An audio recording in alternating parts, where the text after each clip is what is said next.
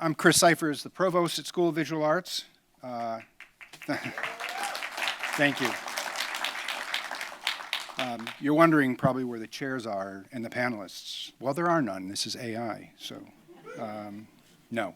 We're showing a short video, then we'll put the chairs out. Welcome to tonight's panel, SVA and CAU, the application of AI tools in art and design education and international perspective. This is a part two of sorts to the panel that we held back in April of this year, which examined the ethical, philosophical, educational, and legal dimensions of generative AI. Tonight's panel is co-hosted by our friends at the Graduate School of Advanced Imaging Science, Multimedia, and Film at Chungang University in Seoul, Korea. This collaboration is the brainchild of Tak-Hoon Kim, from whom you'll hear in a moment. Tak is a professor at CAU, a 2005 graduate of our very own MFA in Computer Arts program, and a 1996 graduate of BFA Animation. He's the former supervising animator at MTV, CEO of Talktoon Enterprises, and, if that's not enough, he is a member of SVA's board of directors. Three of our panelists are members of the CAU faculty. Our other three panelists are members of the SVA faculty, and our moderator will introduce the panelists in just a moment, once we give them seats to sit in. At SVA, we acknowledge that Gen AI, for better or worse, is here, and it is here to stay. We recognize the technology and the tools that make use of it are being integrated into the workflows of an expanding range of industries, including many of those that we prepare our students to enter. While we give our faculty the discretion to use AI or not, and give our department chairs the authority to develop their own AI policies, the college believes that students should leave SVA with at least a working knowledge of AI. As we will learn tonight, employers in the fields of animation, visual effects, film production, design, and so forth expect that their new hires will possess a fundamental understanding of AI and its applications, if not actual experience using a suite of AI tools.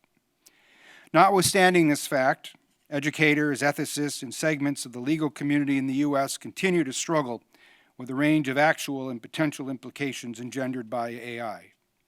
Having lived with this technology for over 2 years now, actually it's been a lot longer than that, it will be interesting to hear how our SVA colleagues are navigating discussions about and the use of this technology in the classroom and studio versus our peers from South Korea.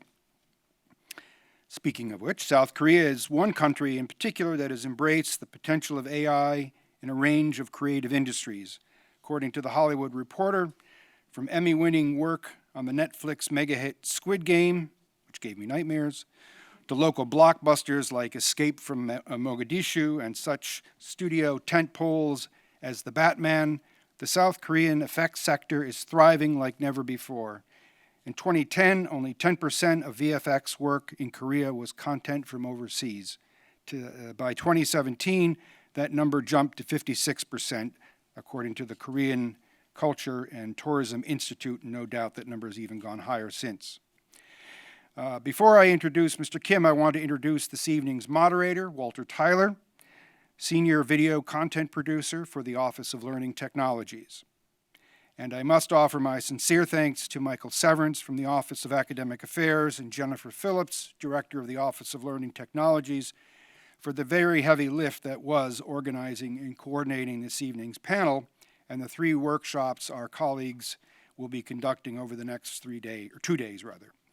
And I wish to thank Tak and his colleagues for securing the resources to fund their travel to and their accommodations here in New York. We very much appreciate your many efforts, Tak and your colleagues, to making this evening and the workshops you'll conduct over the next 2 days a possibility. And it is now my pleasure to introduce Mr. Tak-Hoon Kim, the real star of the show.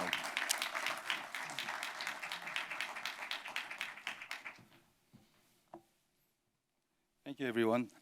Can you hear me? Hello. Okay, today I'm here with professors from Chungang University in Korea. The Graduate School of Advanced Imaging Science, Multimedia, and Film. It's a pretty long name, right? We have a lot of majors. There are photography and animation, film, and immersive media game. Also, they have imaging science with AI content and AI imaging. This AI major is specialized for the artist. We make AI for the artist. So right now, in the US, there's a lot of agitation around AI. But the world is already changing of AI. As an artist, I think it's time to embrace AI and start seeing as an assistant that helps bring our creative ideas to life. Back in 1994, I was a transfer student here. I came to a BFA animation program, and at that time, SVA had a first computer art program in United States. And that was very popular, of course.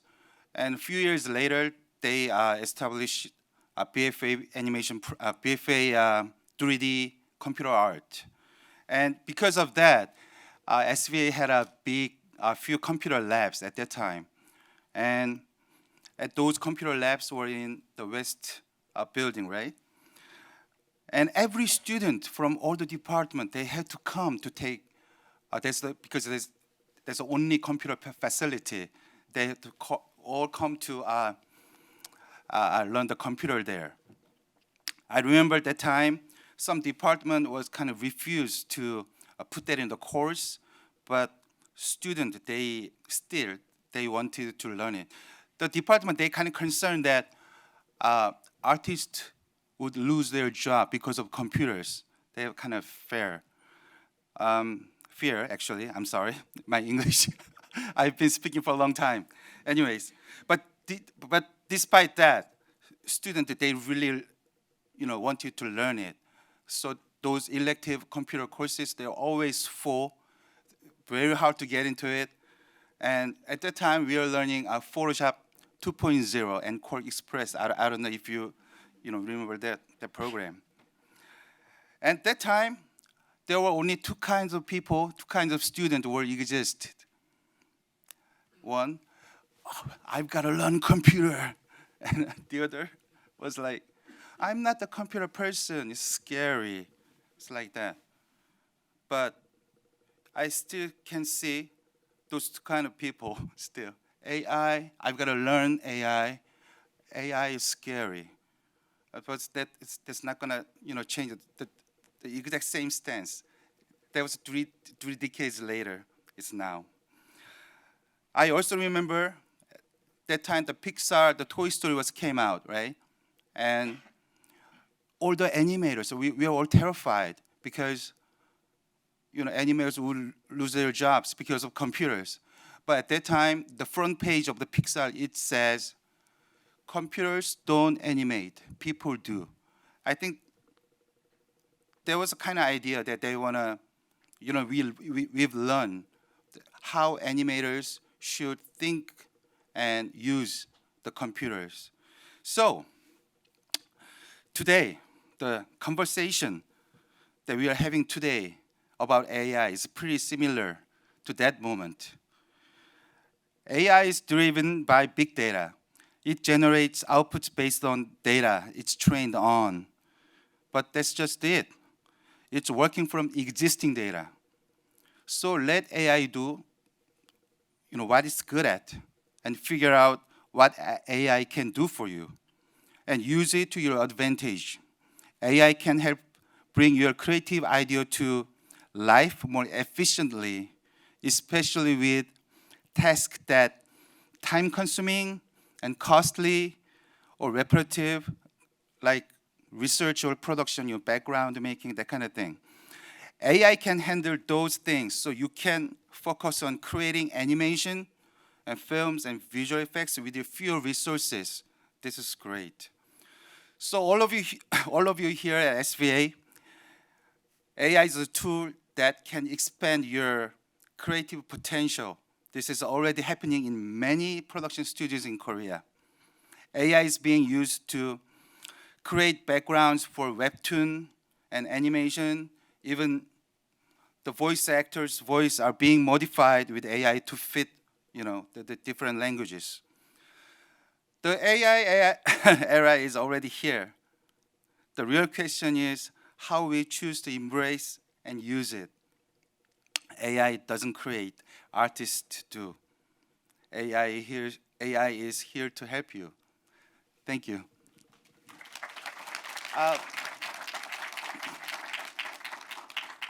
I'm going to show you just one small reel.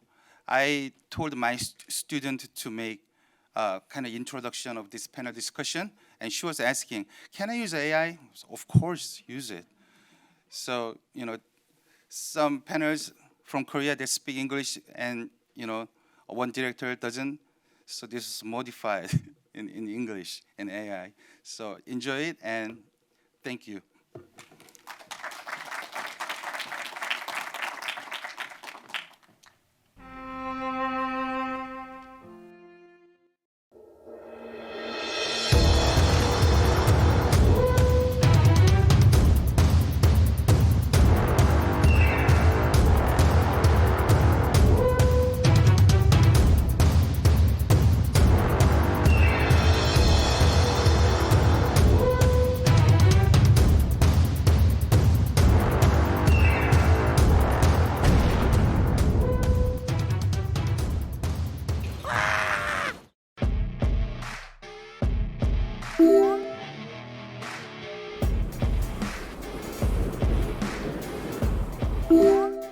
안녕하세요. 저는 3D 캐릭터 애니메이터 출신 중앙대 교수 김교현입니다.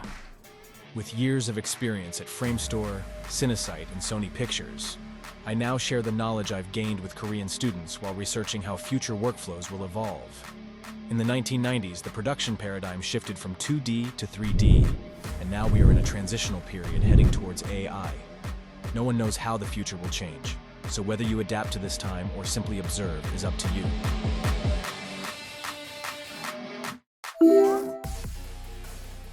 Hello, my name is John Choi, and I'm a professor at Chunghwa University, South Korea. My research topic is about core of artificial intelligence. I'm trying to develop and improve the performance of artificial intelligence. I'm trying to mix the contents and AI technologies.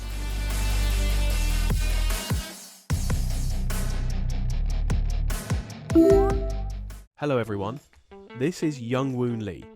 The story I'm about to tell is about a new perspective on creative tools. Have you ever drawn a rainbow? We usually draw it like this, but in reality, a rainbow looks like this. A rainbow created by the scattering of light is circular when viewed from an airplane or a mountaintop.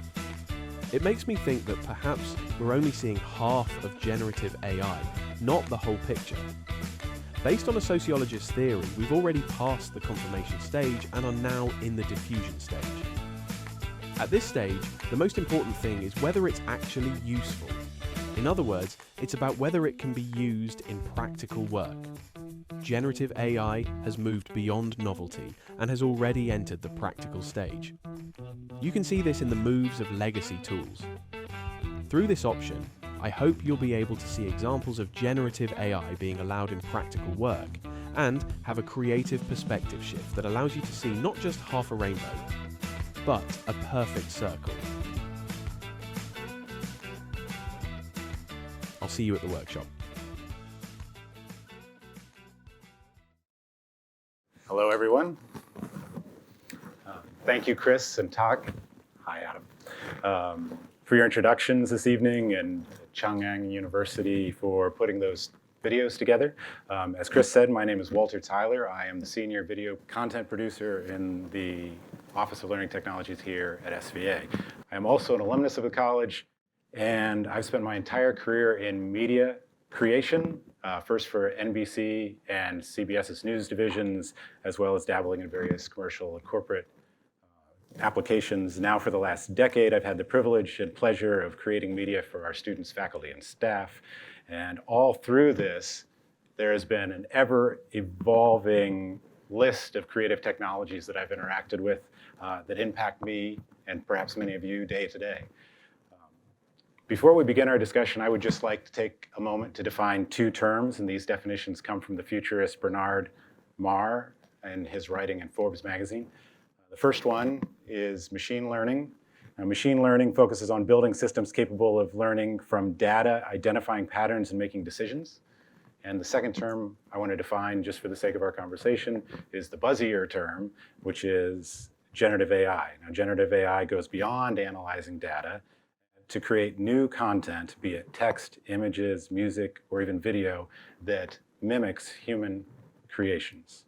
Now, generative AI requires machine learning to function. However, machine learning in and of itself is not generative AI. And both may find their ways into this conversation.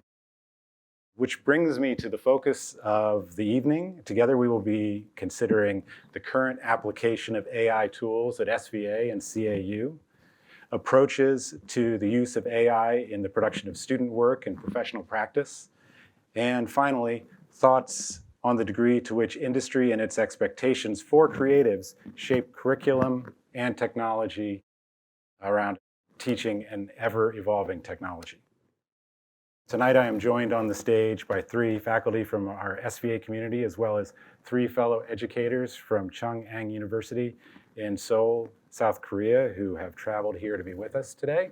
First, I'd like to introduce Jan Stebbins, who is a faculty member here in SVA's BFA Animation Department. She is an executive producer and development consultant. Her television projects include Sherwood, The Octonauts, Olivia, and The Mr. Men Show. Eve Leonard, seated to her left, is a filmmaker and art educator teaching in the BFA 3D Animation Visual Effects program here at SVA. She is also co-lead for the NYC chapter of Women in Animation. Eve earned an MFA in film directing from the California Institute of the Arts and BFAs in film and animation from University of the Arts. Her professional academic experience includes 20 years in art education.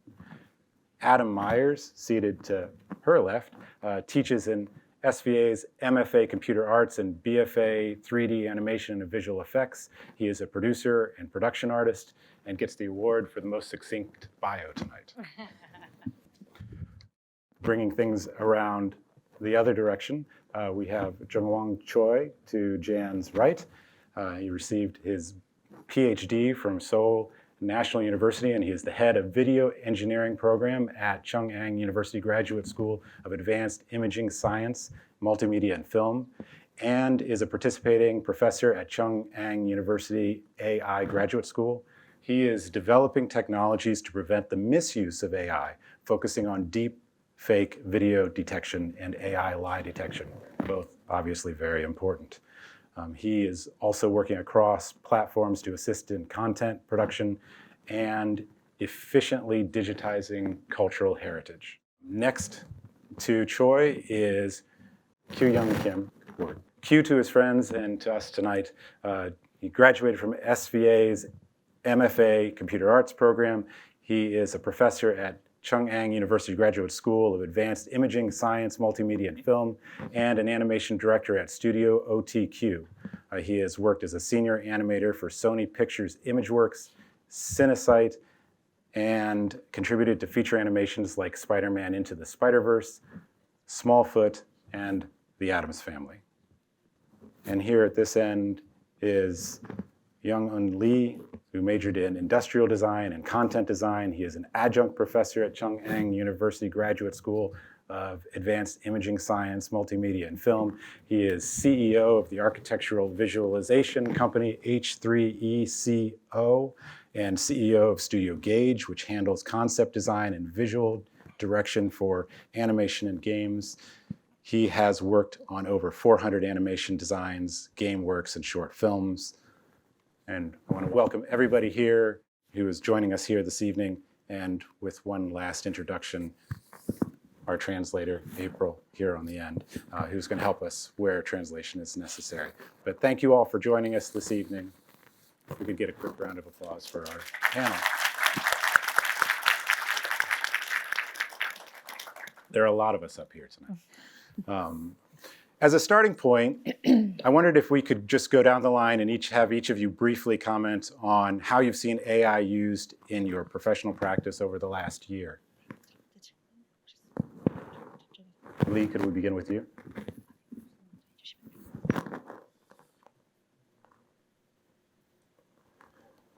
일단 여기서 영어로 얘기해서 웃지 않는 사람은 저밖에 없을 것 같아요. He first said, well, he's not going to talk in English and he's only going to laugh since nobody will understand what he says. 진지한 사람은 아닙니다. And there are some Korean people. 사랑합니다. He said, I love you. He said, I love you. 네. 개인적으로 이제 AI 도구를 사용하면서 기존 도구를 잘 사용하지 않게 되었어요. Okay, from a personal standpoint, I hardly use traditional tools now because I am using AI tools. 지금은 이제 주로 스테이블 디퓨전하고 미드전이 생성 영상 툴을 중심으로 사용을 하고 있거든요. Okay, I mainly use Stable Diffusion and video generation tools. 그러니까 이제 20년 넘게 사용하던 어도비 계열의 툴들은 지금은 보조적인 툴로 이제 전락한 거죠. So Adobe tools, which I've relied on for over 20 years, are now only used as a supplement. 그 이미지의 제작, 보정, 합성, 기타 등등 모든 부분에서 생성 AI의 어떤 특징들이 탁월하기 때문인데요. It is because almost all image production, correction, and editing are done using AI tools due to their high productivity. 최근에 이제 어도비라든지 피그마, 블렌더에서 이제 생성형 AI 기술을 이제 탑재를 하면서 다시 이제 그들과 이제 경쟁 구도로 바뀌고 있어요. Okay, so recently Adobe, Figma, and Blender have integrated AI solutions. So there will likely be significant competition between generative AI tools and legacy tools. 예측해 보자면 이제 내년 같은 경우는 그 경쟁이 극심해질 것 같고 그 이후에 생성형 AI의 운명이 갈리지 않을까 생각이 듭니다. Okay, so next year the competition will grow bigger, and he believes, and I believe that it will become more magnificent, long and longer. 물론 이제 결과는 예측하기가 쉽지가 않은데 AI 생성 AI 툴에 이미 익숙해진 사람들을 다시 뺏어오기란 사실상 쉽지는 않은 형국이다라는 생각이 듭니다. Okay, so although it is hard to predict the outcome, it seems unlikely that generative AI users who have grown accustomed to these tools will be hard to switch back. Thank you. Q? Yep. I can say animation side. So as you know, I don't know who is the animator major, but when animator produce the animation, there's a 3-step blocking and then splining and polish. So there's a 3-step. So actually, I use some two AI tool for making the animation process. One is the Wonder Studio. Actually, for making the blocking, the camera tracking and then the key pose is very, very important. So actually, the Wonder Studio actually can track after the real footage can track your camera and then your pose. So it's very easy to make the blocking animation actually. Of course, previous is very useful for using the Wonder Studio. So actually, I used that the Wonder Studio before, and then I can save a lot of time to make the one single shot. So it's very useful. So, and then another one is Plask and the Move AI. This is the actually, there's the tracker. The motion capture stuff. So Move AI and then Plask is there's a tracker, just shoot the real footage and then that tracking automatically. Even though you shoot your video by your phone, can track very easily. So for game, for like a very simple walk cycle and then running cycle is very useful for doing that. So there's two things in animation side is very tremendous, the AI tool, I think. Yep.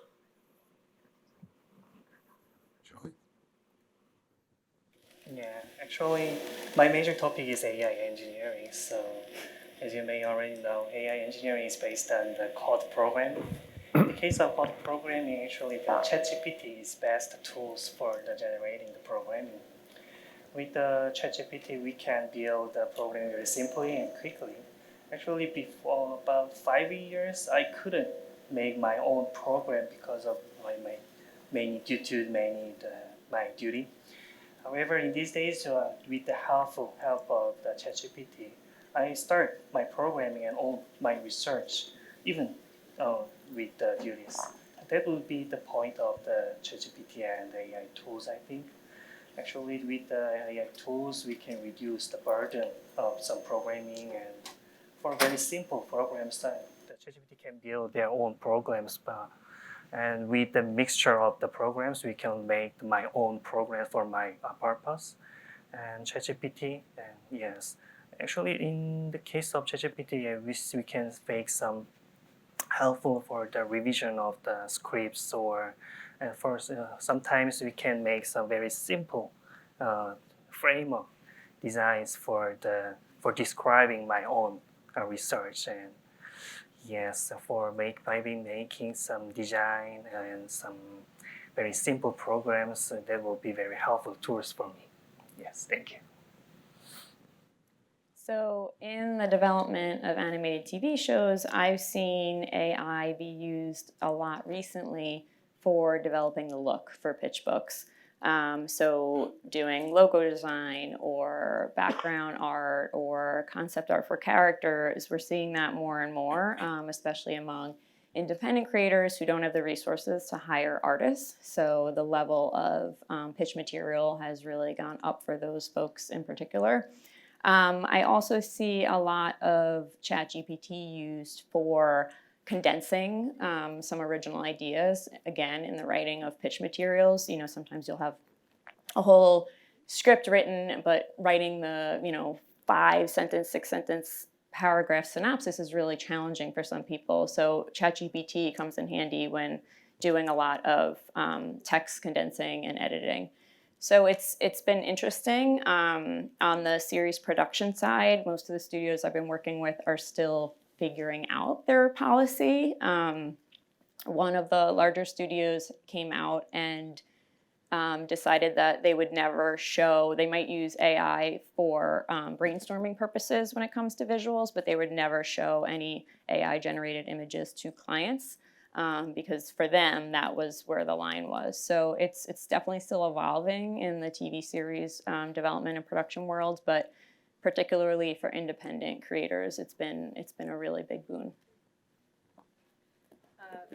For me, a lot of my technical expertise is in visual effects. So I've seen plugins like Keen Tools, for example, using face tracking data in order to create like full-blown heads and be able to map directly onto faces.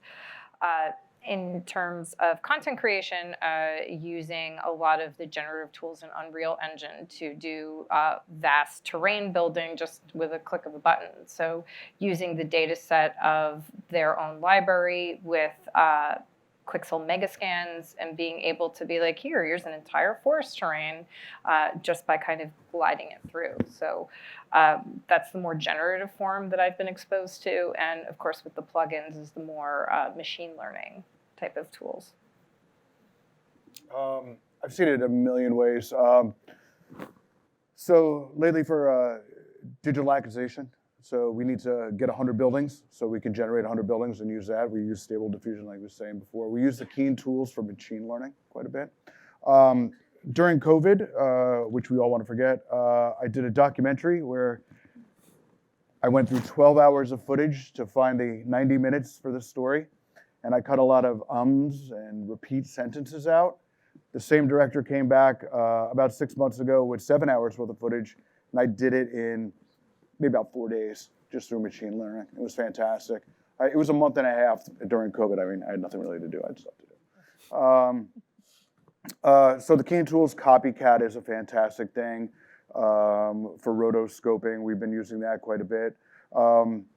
We just started using a lot of it for prevising, doing animatics.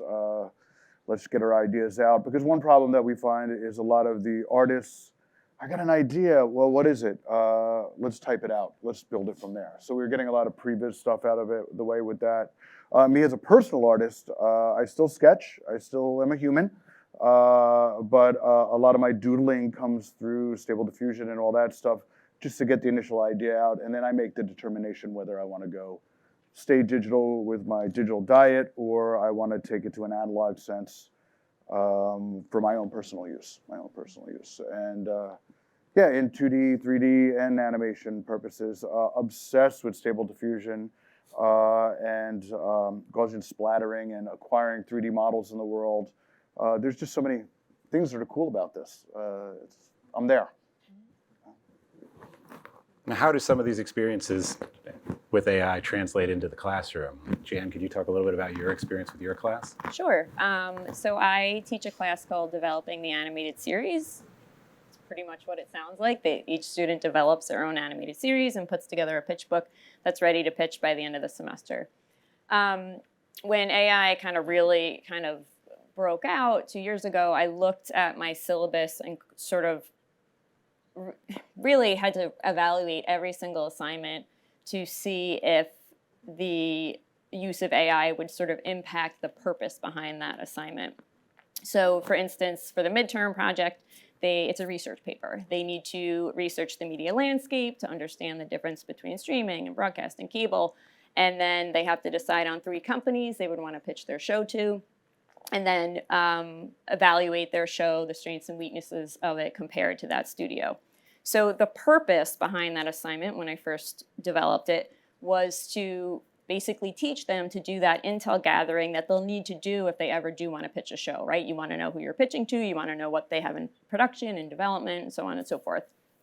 Now with AI, specifically ChatGPT, that research just got a lot more efficient, right? So in my head, I was thinking that kind of frees them up to do something more. So I looked at the project and I decided to add another component. So that component required them to do a first-person primary source interview with someone working at one of their 3 companies that they chose. And the purpose behind that was sort of twofold. One was to kickstart their networking, right? Networking and who you know in television, in the television world, is critical to getting a show made, especially today. The second reason was to allow them to exercise those informational interview skills. I go over it really quickly with them so they know how to do an informational interview, and then hopefully they put it into practice. Now you'll notice those 2 things cannot be done by AI, right? And that is the reason I added it, because while they might be able to use AI for the research component, and I didn't remove that because it's still important that they do that because AI isn't, up to date current. They still need to understand the ins and outs of the industry. So I kept that as it was, but then I added this extra bit because interpersonal connection and face-to-face communication is never going to be replaced by AI. So I wanted to make sure that that skill was something that they were practicing so they could leave SVA and know how to use AI to their advantage and know how to use their own, personal communication skills. Thank you. Q, could you maybe talk a little bit about your own experiences with AI in the classroom? Yeah, actually, I recommend to use AI for the students because, like Jan said, to allow to use the AI, actually, that gave students the freedom to make their own the film, because in the one semester is how to make the whole film, like a feature length film, right? So of course in the production is take a long time. So actually in my class, in the pre-production class, I allow to use the AI For example, like a ChatGPT, using the ChatGPT, they can make the storytelling, and then using the Stable Diffusion, they can make some storyboarding stuff. So sometimes in our graduate school, actually, so many kinds of the major come in our graduate school. So some people cannot draw. Some people cannot draw. Some people very like no background about the film animation stuff. So they really afraid of to draw the storyboard, and then also never have that kind of experience to make the storytelling. So, but the AI actually can assist them. So it's very easy to access if they use the AI. Easy to access in our field. So I actually let them do. So make a little bit enjoy that. So they feel like enjoyable, that kinds of the curriculum stuff, and then later, maybe with that experience, maybe they have a confidence, and then they can make the very good. I hope that. So I use the AI very efficient way like that. Yeah. Now, when you're making a decision, and I'll open this up to anybody, when you're making a decision about whether you're going to use AI on a particular project or not, like, what's guiding your decisions? Me? Sure. Oh. I'll put you on the spot again. Actually, before the class, actually, I give the permission to use the AI. So there's no limitation actually in my class. Of course, when they're doing their real project, maybe they need to have a limitation. I mean, they need to have some permission, like copyright, that kind of stuff. But in our class, okay, use everything, and they show me the result. That's it for me. So, yeah. For me, I don't allow it in my freshman and sophomore classes, just because I think it's part of your education is important to learn how to make something from scratch, right? Especially if you're using AI tools and you're not getting the result that you want, you need to be able to go in there and try to figure out how to fix it or adjust it in a way that is good for the purposes that you need it for. So I never I never allow it in the 100 or 200 level classes. For my juniors, seniors, and my MFA students is a different story because they already have the foundation knowledge. So once you understand how something works and you've at least gone through the steps of doing something and saying, okay, it's done to that satisfactory level, then you can start taking the cheat codes. In using the word cheat codes, we're putting a little bit of a qualification on it. Do you find that those foundational skills are absolutely necessary and that AI could be perceived as some kind of a shortcut to that, or is it just a way to kind of like rapidly iterate? Good question. For me, anyway, it also depends on the major as well. Like if you're, for me, I'm teaching primarily 3D animation students. And for a very complex process like rigging, if you're immediately starting that process with a tool that's doing most of the work for you, then taking like a comprehensive understanding of how each of the parts fit together and how they work, and also how to modify it when you want to build it out for a specific purpose might be difficult if you've never done it before, right?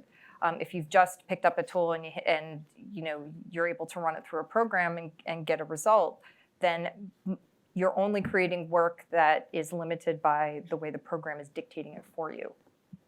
Mm-hmm. Adam, what kind of challenges and benefits have you seen with AI in the classroom? I'm gonna go back to what they said. I feel like you need the foundation to do AI right. My friend was out here and she had mentioned about prompts the other day. You can just type in cat that's happy and you're gonna get a happy cat. But if you understand about depth of field and shutter speed and all those great theory things, you're gonna get better results. I do introduce in my freshman and sophomore level AI, but it's an augmentation to the main software I'm building. So like this week, we're exploring 3D space in a program called Nuke, and we're building these scenes, and instead of them spending hours looking for material, we just generate the material so then they can explore how a camera works in that scene and how we could find depth of field and all that stuff through the base level software. So it's in addition to what we're doing. I agree on a grad level, we're more cranial and we're trying to get ideas out, and it's better to maybe cut to the chase in its own regards, because I think there's that getting from your brain to the screen that a lot of people are apprehensive about. So this allows a little bit smoother of a path to get there. It's not going to be the final results because we're still utilizing tools that need physical labor at that point in time. And I think in the industry we're in, we need to be humans. We still have to know the tools, know the concepts, and then this is just another brush on our belt to help us along. To simplify matters. And it's not necessary every moment, but it's exciting. It's definitely an exciting thing to put in. Something that I found, which has been really eye-opening, is I allow AI on everything, and then there's some assignments where I mandate they use AI.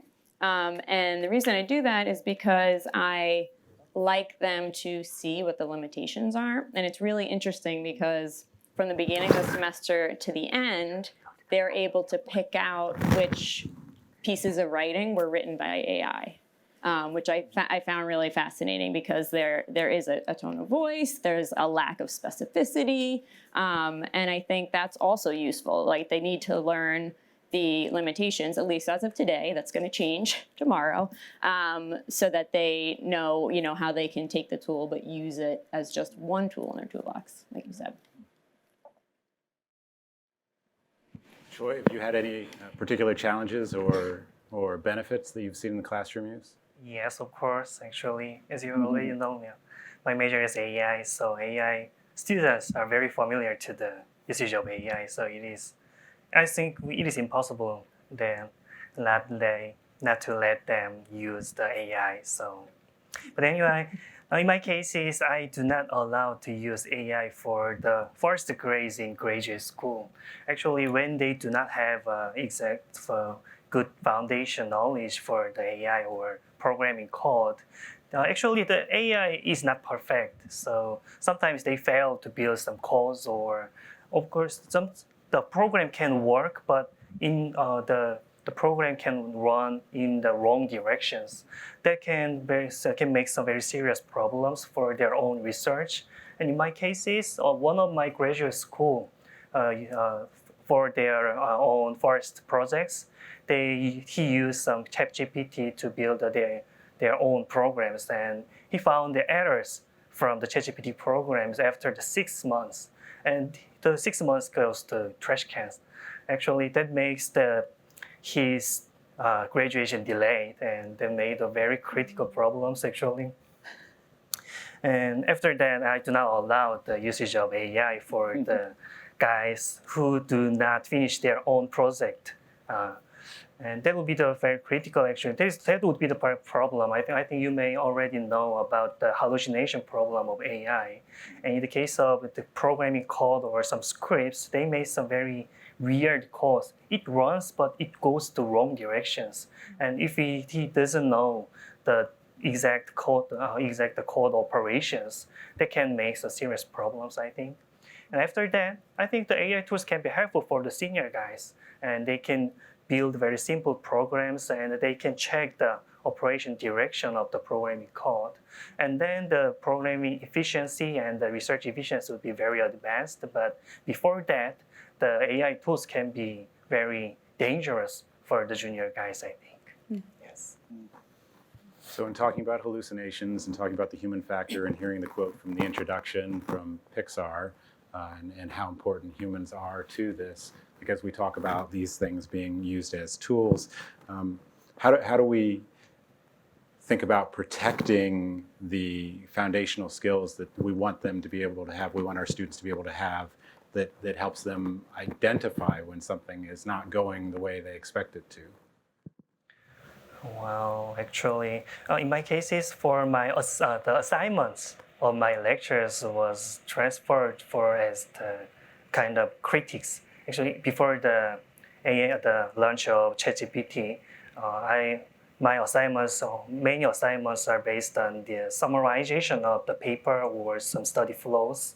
However, after the launch of ChatGPT, they just simply write down some keywords. They can obtain summarization of the papers. However, actually, when we use ChatGPT for the research or some very specific area, they made very general critiques. For example, they have low performance. They need some revision for the novelty.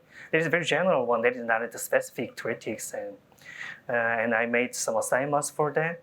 Then I just found you need to find some limitation of the research and just think about the resolution for the limitation for the research. That can be incorrect, but however, in the case of ChatGPT, it fails generally, and just it gives us the very general answers, and that makes very problems, and it is impossible for the AI now. So in my cases, the critics and some leading and communication skills would be important for them. Yes. Adam, can you talk a little I bit? always, just to follow that up, I always do with the students, I always want to see your workflow. So I have them document their work. I want to see your files. I want to see everything. So it's just not like one final product. How'd you get there? Let me see, submit your work file, submit your research, submit all that. I make everybody actually write things down. They hate it, but I still do it by pencil. Like I want to see a notebook. I want to see your development, because that's actually, for me, the exciting part of the work. The creative, we always have the outcome, yeah, but as an artist, I want to see the process. So having them understand that it is not about the outcome, it's about the process. And how did we get from point A to point B, and how we could see that and look back at that to grow as an artist is, like, for me, that's the magic right there. So yeah, checking in on it all the time is there. And you can tell when someone just kind of takes a shortcut. I think because we're humans, we could tell. And yeah. Yeah, and what I was just say, to support that, that's exactly how I, especially if it's a skills-based course, it's all about project files. I only look at project files. This way I know if they took, for example, if it's a modeling class, I know if they took the model off the internet by looking at the project files, and they didn't do it themselves. Same thing with like other like texture maps and compositing, etc. Just looking at the project files, I know they know how to use the program. But absolutely, I appreciate that you brought up process, right? Because in the creative process, as you are making something, you might find different ways to approach the project. You might find, as you're doing a certain tool, there might be a certain part of the process that the artist is really into, and you might do things that come out that are unexpected compared to there might be certain parts of the tools where I think AI can be helpful in the future.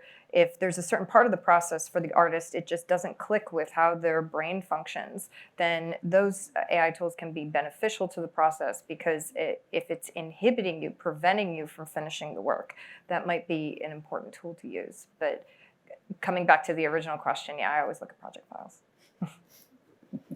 I was just going to say, in terms of process, because I do allow usage of AI on all of my assignments, part of that is they have to, when they turn in their assignment, they also have to turn in an appendix that includes what program they used, why they used it. So I used it to summarize my text, or I used it to brainstorm visuals, and a complete exchange of a complete copy of the exchange, because it is interesting too to see what prompts they're using and how those evolve to get what they want.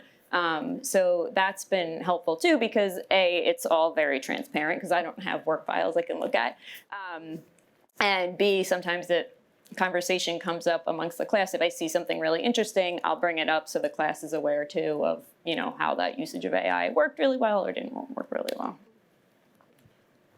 Have you found yourself learning along with your students as technology's been rapidly changing over the last 2 years? For the last 30 years. Yeah. Definitely.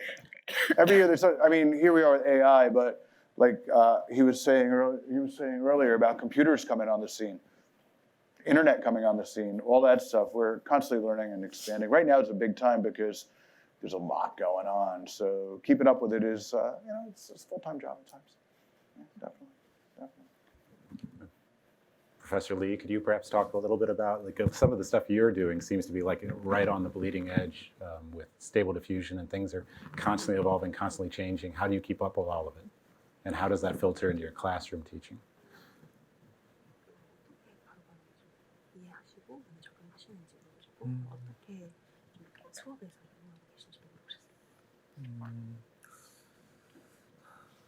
사실 배우는 과정들은 되게 비슷한 것 같아요. 그러니까, Okay, so the way of learning will be probably all the same. 제가 이제 온라인 강의를 하고 있는 게 있는데 그거를 준비하는 과정이 한 2년 반쯤 걸렸거든요. Okay, so he is doing an online lecture and he prepared 2 years for it. 그러니까 이제 그냥 쓰는 것하고 누군가에게 이 정보를 정확하게 전달하기 위해서 쓰는 거는 완전히 다른 이야기이기 때문에 Because just using it and then using it to teach someone is perfectly different. 그러니까 매일 밤 툴을 써보고 사용 경험을 계속 축적해 온 거죠. So he used the tool every night and then he added his experience on and on. 지금 중앙대에서 하는 생성 AI 워크숍이 이제 그 결과물인데 So the CAU workshop, generative AI workshop that I am doing now is 기본적으로 16주 동안 스테이블 디퓨전을 기초부터 쭉 이제 기술적인 정보들을 가리키고 so as a conclusion, he is teaching for 16 weeks Stable Diffusion, the basics of it and the skills of it. 학생들의 그런 경험치가 미치지 못하는 부분들을 매주 이제 제가 정보 차원에서 그 위클리로 계속 정보를 제공을 해주거든요. Okay, so for the parts that the students can follow him, he is teaching weekly about his experience. 생성형 AI는 딱 두 가지인 것 같아요. 그러니까 하나는 그것을 아는 것이고.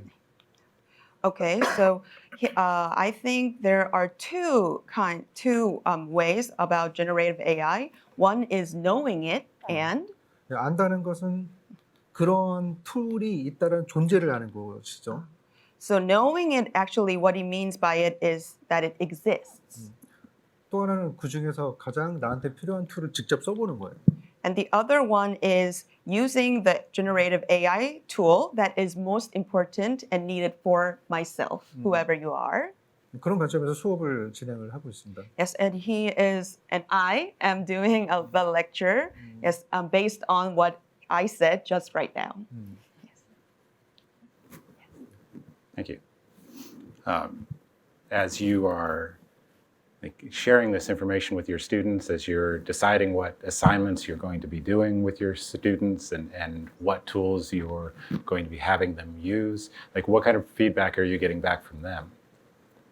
What are you hearing from your students as you try these different approaches to your assignments in the classroom? They don't want to use it. And a big part of it is because of, I think, what the previous talk covered, which is about the ethics of using a lot of these tools. And a lot of students are concerned and afraid. So, it also depends on the assignment as well, how we're using them. And I appreciated that we started this talk separating machine learning from generative AI, because usually when we bring up these topics conversationally or in opinion pieces or news articles, we tend to lump all of this into the generic AI term. And when I explain to them a little bit more the difference of machine learning and how that functions, generative AI, how that functions, a lot of the fears kind of dispel. But a lot of my students honestly like to have complete control over the process. They're like, they don't see AI as a tool right now. It's more of a,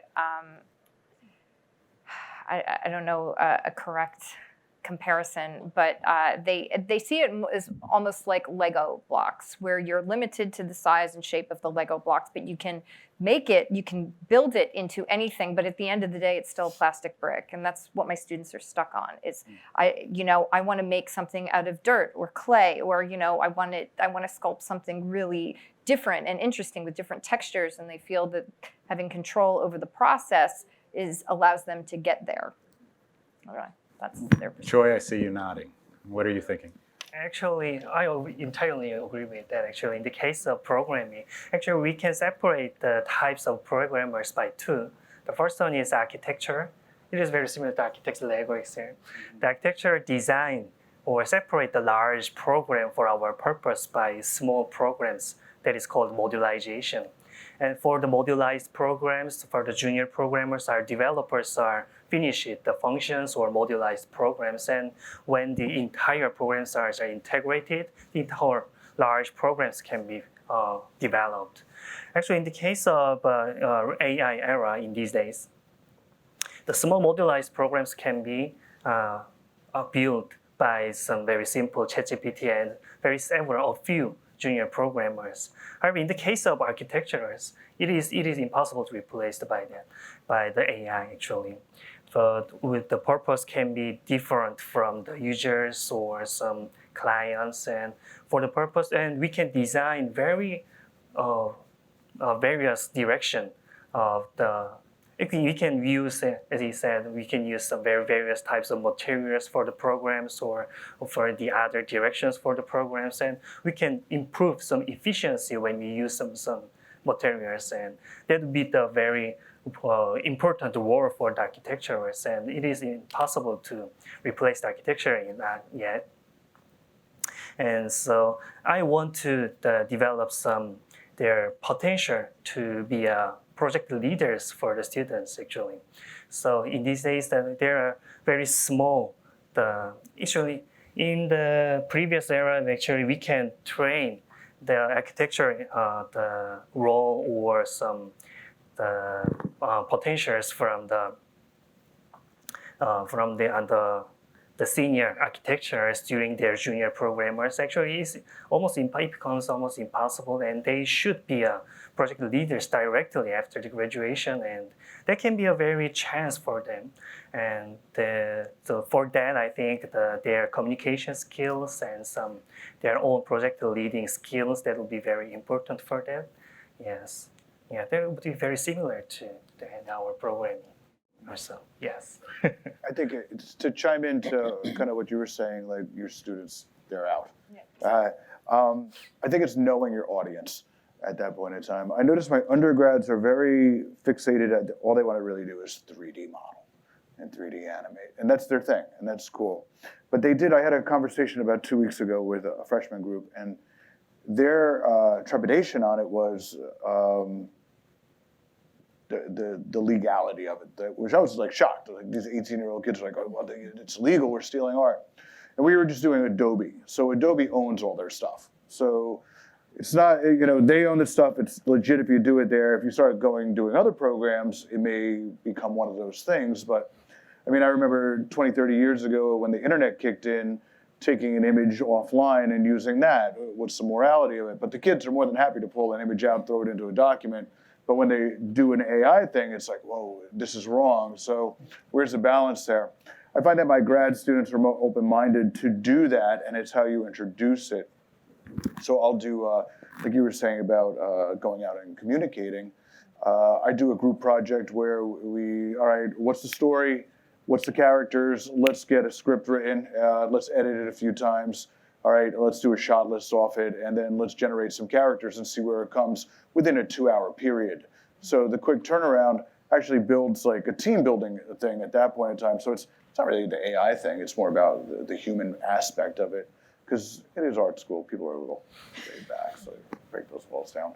So it's really about knowing your audience at that point in time. And what's your goals as a group?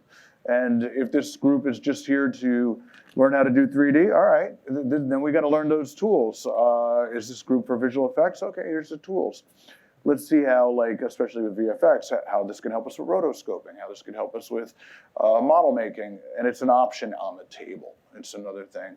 I'll build everything from scratch. I'm happy to do that. But if I can add on and make my life a little quicker, I'm in.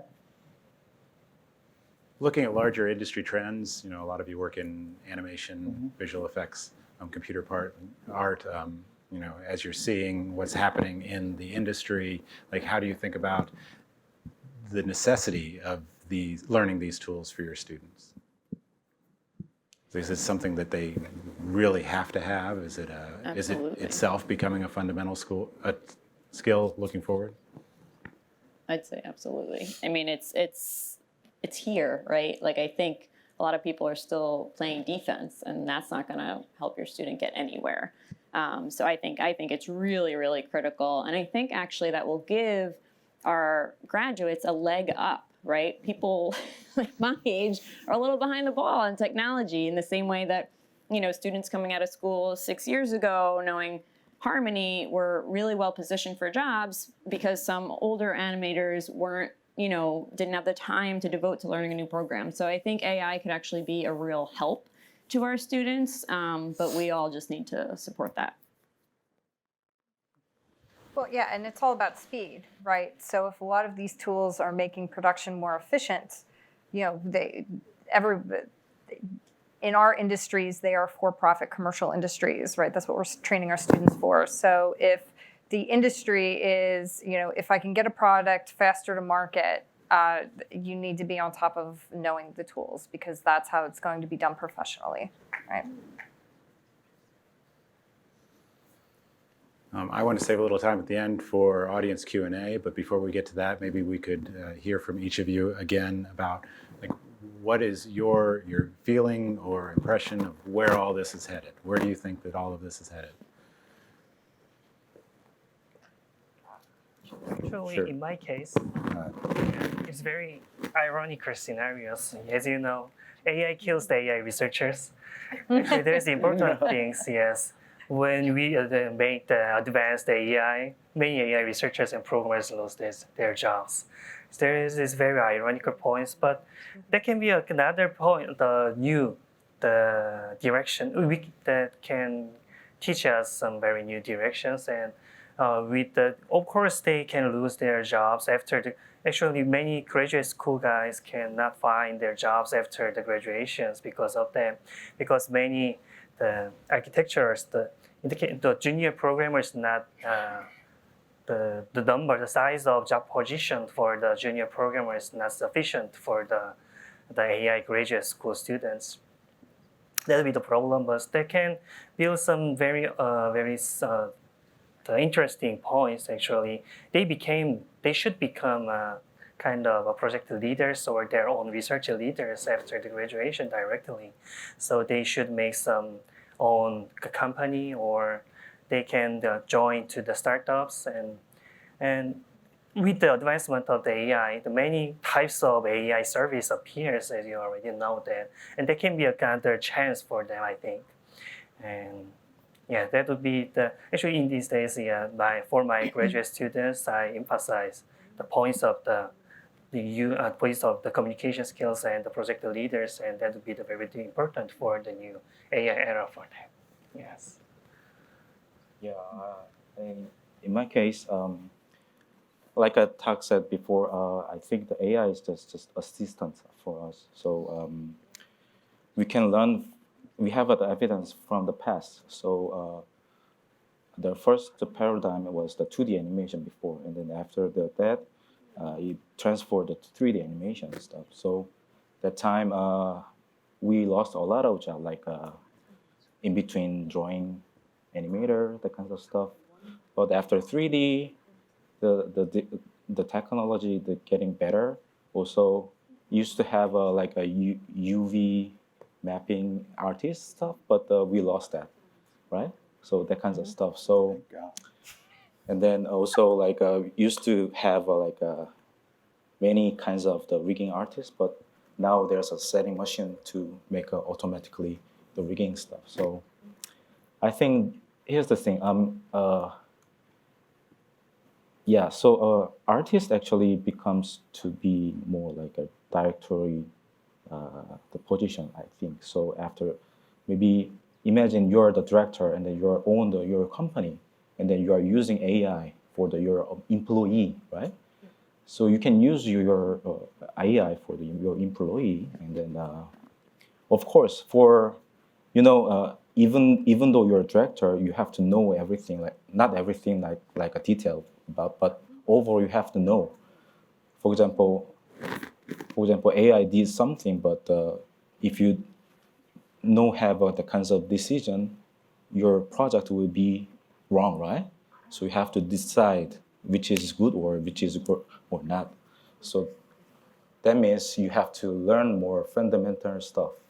So that's why I think the university, the education is even more important, I think, before, because in the 3D area, as you know, we learn a lot of the skill stuff, right? So how to use Maya, that kinds of stuff, how to use Photoshop, that kind of stuff. But in the future, AI will do everything, right? So technical tasks will be replaced by the AI, I think. So the human artist's role becomes more like creativity stuff and then that kind of stuff. So I think we have to adjust that, the AI, but also have to learn the fundamental stuff as well. So that means it's getting higher standard, getting higher. So you can imagine very fast, even the one guy know the Maya only can go to the Pixar animation studio, right? And then walk cycle. The running cycle can go to the Pixar animation studio. But right now, the Pixar hire very a talented, skillful guy, right? So the standard is getting higher, but in the future, much higher than before, I think. So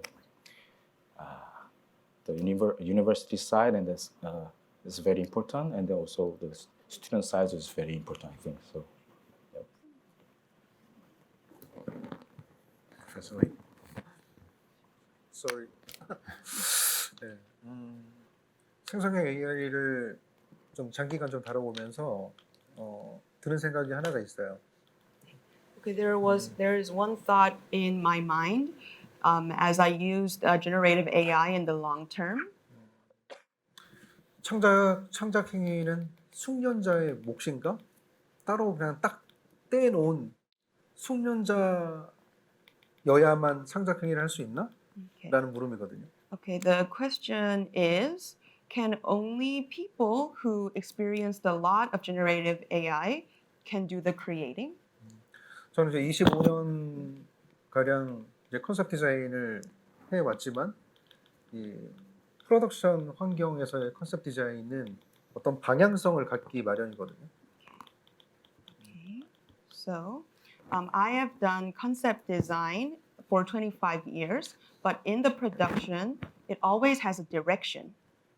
한국의 경우는 예를 들어서 좀 남성성이 있는 프로젝트다라고 하면 다음 프로젝트도 그런 것들이 들어오고 계속 그래서 그쪽으로 업의 캐리어가 쌓이거든요. 그러니까 보통은 남아물이라고 하지만. Okay. So in Korea, if you do animation for boys, then for the next project, you will keep on doing the boys animation. 그런데 다른 걸 하고 싶을 수도 있잖아요. But you might want to do something else. 근데 그런 기회들이 좀처럼 오지 않아요. 왜냐하면 그런 포트폴리오들이 쌓여 있지 않기 때문에. Okay, but those opportunities don't really come because you don't have a portfolio related to that since you only did boys' work. 생성형 AI가 지금 현재 크리에이터한테 어떻게 보면 저는 되게 축복이라고 생각을 하는 게 그거를 과감하게 도전할 수 있게 해주거든요. Okay, so I think generative AI is a great opportunity to the creators and it's a really big celebration because you can just go for it even if you don't have a portfolio of it. 내가 쌓아왔던 이 캐리어가 있지만 하고 싶은 거에는 없는 부족한 캐리어를 메워줄 수 있는 되게 뭐랄까 귀중한 선물 같은 툴이라고 생각을 해요. Okay, so maybe you have never done it, but you still want to do it. And then generative AI can fill your portfolio up so it can be a present for you. 이제 그런 관점에서 저는 이제 생성형 AI를 상당히 좀 호의적으로 좀 보고 있고 그것들이 이제 크리에이터, 그러니까 뭔가 창작 행위를 하려고 하는 크리에이터들한테 큰 도움이 될 것이라고 저는 사실 좀 확신을 하고 있는 상태예요. So in this perspective, I am really positive about generative AI, and I totally believe that it will be a big, big help to all of the creators. All right. Thank you. Thank you. Jan? What was the question? Where do you feel the role of AI in your industry is headed? Okay. So sort of in two ways. So the problem with, I work a lot in kids animation, kids series in particular. Kids aren't really going to traditional platforms anymore. They're going to YouTube, right? So everybody, all the big companies, all the big toy companies, everybody wants fast to market YouTube content. And as you all know, animation is not a fast process. So I think there is a lot of big disruption coming from smaller studios and smaller independent creators who are going to use AI in a way that does allow them to get stuff really quick to market. And I think the larger studios that have traditionally been animating kids shows are going to be really flat-footed because their pipelines just don't allow for that innovation to happen really quickly. And I've been having conversations lately with creators and people just making things, and it's been mind-blowing. I met a guy who made an entire feature film by himself in 3D in 6 months. And it was pretty good.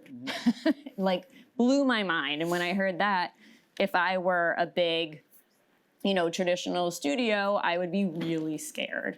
The other thing, though, about it, about AI, taking some jobs away, I think when it comes to series development and going that traditional route, going to a Netflix or going to a Disney, at the end of the day, that creative vision is still the most important. When someone buys a show, picks up and greenlights a show from someone, they're not just buying that idea, they are buying into that creator. Creator-driven properties are at the heart of what is being made for television. And when I say television, I mean streaming, everything. And that creative vision will not be replaced. So I think that will stay the same. But boy, if I were a big studio, I would be nervous about the the indies out there. Eve? When it comes to using AI, especially thinking about visual effects and 3D animation, it's already here, right? We're already, as we mentioned, we're using machine learning tools already, and it's been in existence for like 20, 30, 40 years even, So the concept of using it, I think it's just going to evolve. However, it's very important, and I just want to put this out there, that part of the work that I do in education is also for disability advocacy. So disability advocacy, what's really interesting, I'm also neurodivergent, and how I approach a problem may be very, very different than other people approach problems. So if artificial intelligence is going to be, is a form of intelligence, we need to consider all of the forms of intelligence and approaching problems. Because if we're developing these tools with only a certain idea of intelligence in mind, then we're going, that is going to leave people who do not think the same way these tools are thinking. It's going to kind of leave them isolated and a minority, and they won't be able to use the tools. So where it stands right now, we're already using them. I just encourage more use of more people using them, because that's how these tools grow and develop. And if they're using large data sets that include people that think differently, that act differently, that approach things differently, it'll just strengthen the tools and it'll make it more usable for people who are on the neurodivergent spectrum. I thought it was really interesting walking in tonight and seeing that we were talking about AI, and across the hall They're talking about art history. And we're here, we talk about tools for students, and there's always going to be a new tool, a new software or something. But me, I'm an artist. So I feel like in the development of art history, we're at this kind of tipping point. We've gone through computers for a bunch of years, and what great potential it's given us. But now we have something that could take us to the next level of creativity. And I mean, how much of our mind has been tapped?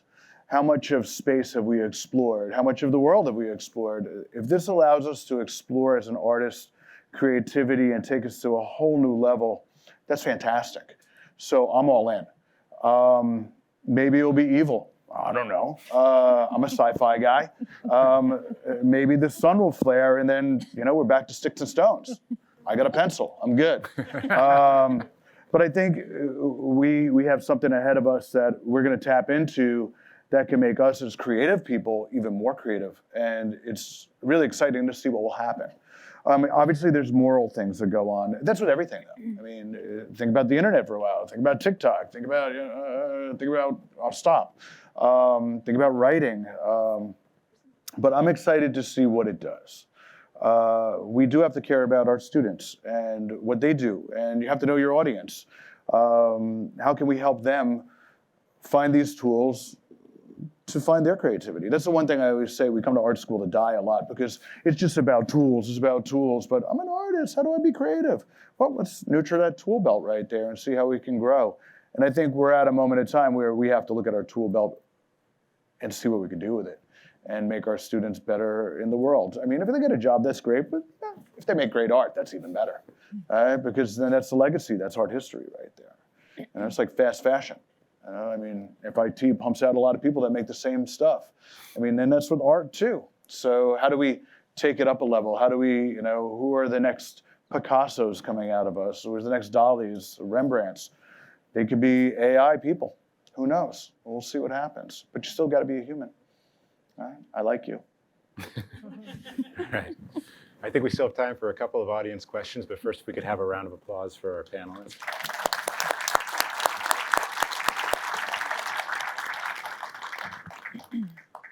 Anyone have a question tonight?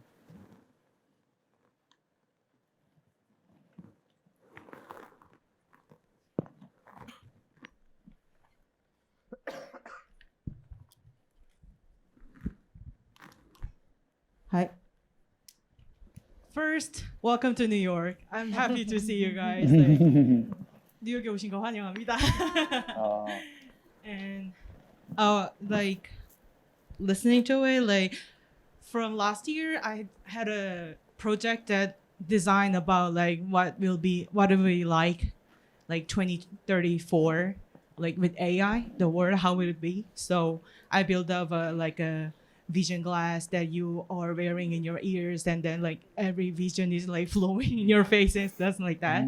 I was like, that was interesting. And at the same time, I started to think about how AI will affect me in few years, and some of them says that, oh, we will lose our job and we will lose this and that. But I started to think that it'll be our tool, as you guys just said to us. And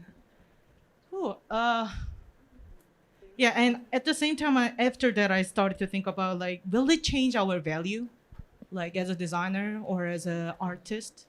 Because since even now, if you go to a designer, a really good designer, like Pentagram or somewhere else, and ask for them to make your brand or logo and those like this and those things, then you need to pay a lot of money for them.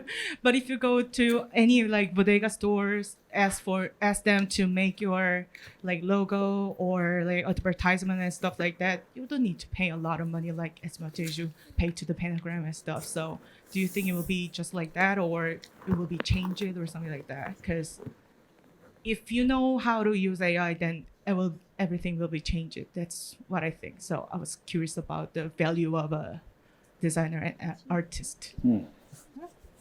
I'll address that. So I think no matter what kinds of tools that you're using, you as a creative professional, how you interact in the world with the tools that you have as an artist will never go out of style. And that is unique to you. So one thing I always tell my students is you need to be cognizant and aware as you're learning all of these things, how you're interacting with them and how you develop your ideas, because that is unique to you. So that will always be valuable. The fact that you can use these tools to get what's in here and what's in here to market faster, that's awesome. So what they're paying you is no longer for the development of the process, because that is getting simpler, but your value as an artist and how you are solving creative problems, that will always be in demand. Thank you.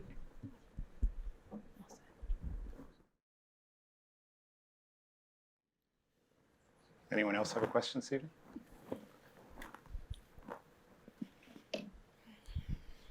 Thank you.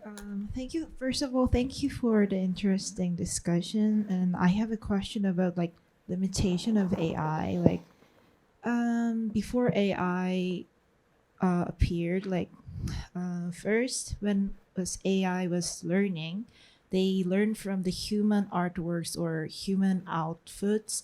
But as we make more and more works with AI, I think they will gonna, it will go round and round, like they will learn the AI works, and someday there will be like an end of AI, or maybe there will be end of human creativity. And so do you think there will be like bad effects in that aspect of using AI, like especially in film industry or animation industry?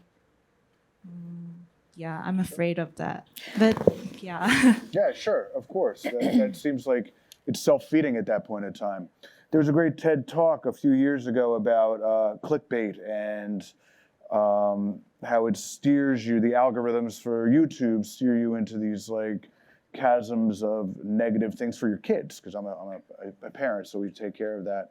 I feel like if it's self-training on itself with the purest of form, like the rainbow analogy we started up, and that's the purest of form for a rainbow. Like if it's starting to think about the purity of all the different variations of clouds and it's trained in the proper way, yeah, it could always go south and it could always go north. And it's a matter of, there's gonna probably be, I don't know, some sort of moderation, but it will still break free. I mean, if you look at the internet now, there's always bad and good along the way.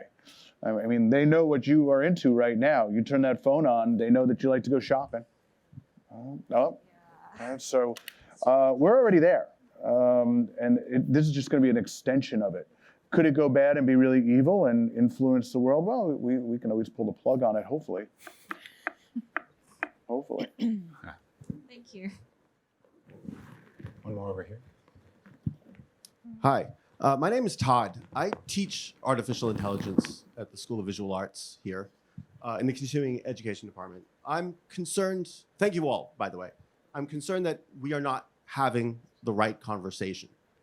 The cost of cognition, the cost of creativity is dropping to $0.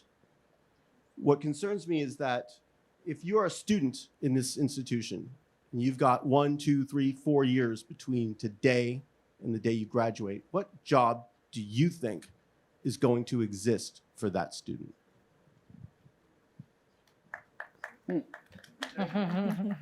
But by the way, Chris, please don't fire me. I love teaching here. And take my class. Does anyone have a thought? Well, in my specific industry or in what I do, I think the entry-level writing coordinator, writer's assistant, I think that's all still going to be there. I disagree. I can prove it to you. Okay. We're automating all of that right now.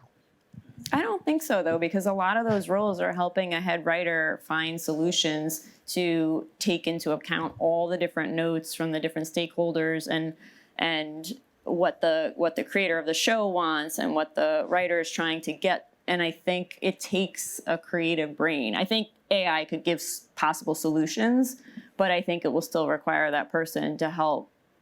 Have you done Find any that. work with agentic AI? I have not. Okay. So imagine a world where instead of me going and hiring a creative director, an executive producer, a bunch of animators and artists and designers, I just spin up a bunch of AI agents and give it the mission of creating a video, an advertisement. But now, instead of it being a human using a traditional pipeline, what if I ask it to do 100,000 animations? If I'm an advertiser and I'm trying to communicate my brand to my potential customers, instead of creating one commercial or one campaign, what if I could now spin up a system and produce 100,000, 1 million advertisements at scale? What's the role, what's the job for any student in this institution? I can't answer that because Yeah. that's not what I make or do, but if anyone else has thoughts. I will say right now that the entry-level programs for students in terms of the film and television industry is right now completely disrupted. A big part of it is because of machine learning tools, very specifically in the visual effects industry. Render watching or doing paint and roto were entry-level jobs and they no longer exist. So right now, when we talk about incorporating a lot of these tools into the pipeline, there's also a lot of conversation and disruption. I think a lot of what you're bringing up tends to be a bit more theoretical than what's going on right now in terms of VFX and how those studios are working and their pipelines are working. That's honestly a lot of the advocacy work that I'm doing with the local industries right now. We're trying to answer those questions because they've been unanswered for several generations now. Thank you. Thank you. I think that's a good place to wrap up for this evening, seeing the time. I do want to thank all the panelists and everyone behind the scenes who helped organize tonight's event, Chris and Tak for your introductions earlier, and all of you in the audience for joining us tonight. I want to remind everybody that our guests from Chungang University will be hosting a series of workshops in the Graduate Theater over the next 2 days. Please check your emails for more information. And don't miss the closing lecture from Professor Kim and Professor Choi on the professional use of AI in animation, visual effects, and digital artist industries on Wednesday night in room 101C and 133, 141 West 21st Street. So there's a lot going on in the next couple of days. I hope you can catch some of it and look for more from Academic Affairs in the months to come. Thank you all for coming.